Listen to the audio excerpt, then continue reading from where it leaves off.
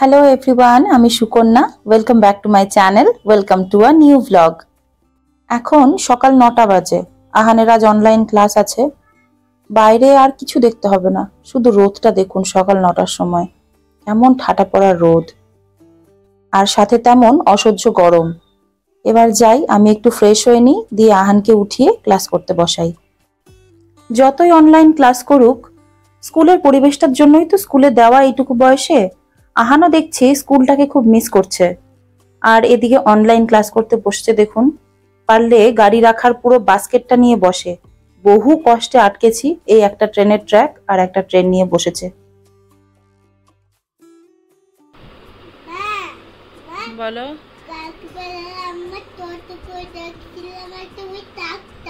হ্যাঁ, কিন্তু এখন ট্রাক্টর নিলে হবে না বাবা, ক্লাস আছে।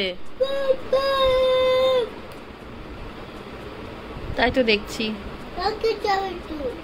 তুলছি। ওরা কি আর বোঝে অনলাইন ক্লাস কি জিনিস? এই তো হচ্ছে ক্লাসের অবস্থা। ক্লাস শেষ হয়ে যাওয়ার পরও 1 ঘন্টা ধরে অফলাইন ক্লাস করাচ্ছি বসে বসে এখন।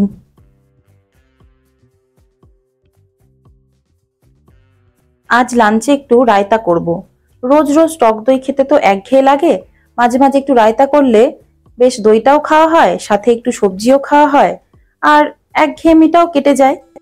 কারি পাতাটা ফ্রিজে থেকে হালকা ড্রাই হয়ে গেছে, তাই একটু জলে ভিজিয়ে রাখি।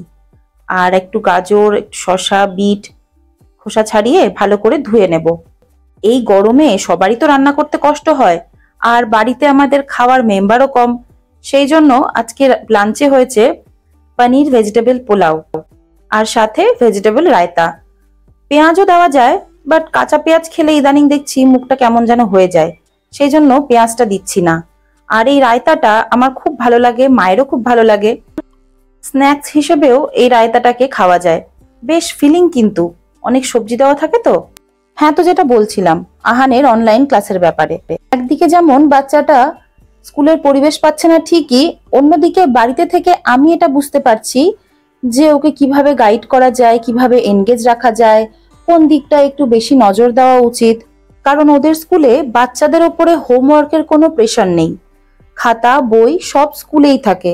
ভর্তির সময় বই কিনে বাড়িতে নিয়ে এসে মলার দিয়ে স্টিকার লাগিয়ে সুন্দর করে নাম ক্লাস লিখে আবার স্কুলে গিয়ে জমা দিয়ে আসতে হয়। সারা বছর খাতা বই সব স্কুলেই থাকে।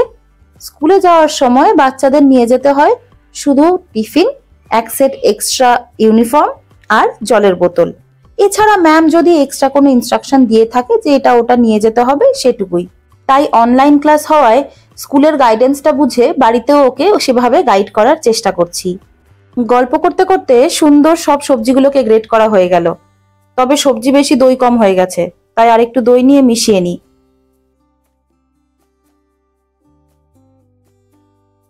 এবার সবগুলোকে ভালো করে মিক্স করে নেব। এই রায়তাটা এই জন্যই এত ভালো লাগে যে এটা এমনিও খাওয়া যায়, আবার পোলাও বা বিরিয়ানির সাথে খেলে এক্সট্রা কোনো গ্রেভির প্রয়োজন পড়ে না। আমি এই রায়তাটাতে একটু ফোড়ন দিই, তাতে আরো বেশি ফ্লেভারফুল হয়। 1 চামচ মতন ঘি গরম করে তাতে সর্ষে আর শুকনো লঙ্কা ফোড়ন দিই। কখনো কখনো ছোলার ডালও দিই, বেশ ভালো লাগে, মুখে বাদামের মতন দানা দানা পড়ে। সর্ষে আর শুকনো লঙ্কাটা ভাজা ভাজা হয়ে এলে তারপরে গ্যাস অফ করে কারি পাতাটা দিই। এমনি এমনি গ্যাস অফ করে দিই না, তার পেছনে এক মস্ত বড় কারণ আছে। অনেক বড় রাঁধুনি তো আমি। এই কিছুদিন আগের কথা, রায়তা না অন্য কিছু একটা বানাচ্ছিলাম, সেই ফোড়নে কারি পাতারই গল্প ছিল। গ্যাসটা হাই ফ্লেমে ছিল, ধোয়া ভেজা কারি পাতাটা আমি দিয়ে দিয়েছি। আর কে পায়, চিমনি চলছে, লাইট জ্বলছে, আর গ্যাসের মধ্যে দাও দাও করে আগুন জ্বলছে। আমার সাথে এসব ব্লান্ডার কেস প্রায়ই হয়। আগে খুব ঘন ঘন হতো, আর এখন একটু সচেতন হয়েছি বলে সামান্য কম হয়। তবে আমার কোনো গ্যারেন্টি নেই, যতদিন মনে আছে ততদিন গ্যাস অফ করে আমি কারি পাতা দিচ্ছি ফোড়নে। আবার কোনো একদিন হয়তো ভুলে যাব, আবার সেই দাও দাও করে আগুন জ্বলে উঠবে। তো হ্যাঁ, ফোড়নটা রায়তার মধ্যে দিয়ে ভালো করে মিক্স করে কিছুক্ষণের জন্য ঢেকে রেখে দেব, যাতে ফ্লেভারটা পুরো রায়তার মধ্যে অ্যাবজর্ব করে নেয়। 10 থেকে 15 মিনিট পরে এবার এর মধ্যে অ্যাড করব নুন, গোলমরিচ গুঁড়ো আর একটু মিষ্টির জন্য সামান্য মধু। এবার সবকিছু ভালো করে মিশিয়ে নেব। আপনারা চাইলে বিট নুন, চাট মশলা এসবও অ্যাড করতে পারেন, কিন্তু যেহেতু আমি একটা ফোড়ন দিয়েছি তো এই ফ্লেভারটাকে আমি আর অন্য কিছু দিয়ে নষ্ট করতে চাইছি না। এবার টেস্ট করে দেখি সবকিছু ঠিকঠাক আছে কিনা। ওয়েল ব্যালেন্সড, দারুণ হয়েছে খেতে। একবার এই গরমে ট্রাই করে দেখবেন। আহানের খাবারটা রেডি করে আমাদের রায়তাটা ফ্রিজে তুলে রেখে দিই। এমনিতে ঠান্ডা দই দিয়েই করেছিলাম, তবে এই ফোড়ন দেওয়াতে ঠান্ডা ভাবটা কেটে গেছে। আহানের জন্য ঠিক আছে, বাট আমাদের জন্য রায়তাটা যত ঠান্ডা হয় ততই ভালো লাগে। তাহলে লাঞ্চ করতে করতে আজকের ভিডিওটা এখানেই শেষ করছি। সবাই খুব ভালো থাকবেন, সুস্থ থাকবেন, শত ব্যস্ততার মাঝেও নিজের একটু হলেও যত্ন নেবেন।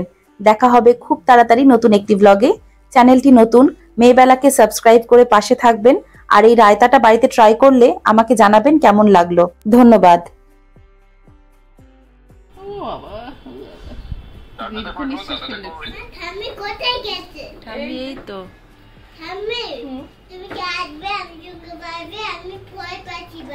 ভয় পাচ্ছ? আচ্ছা ঠিক আছে, চলো।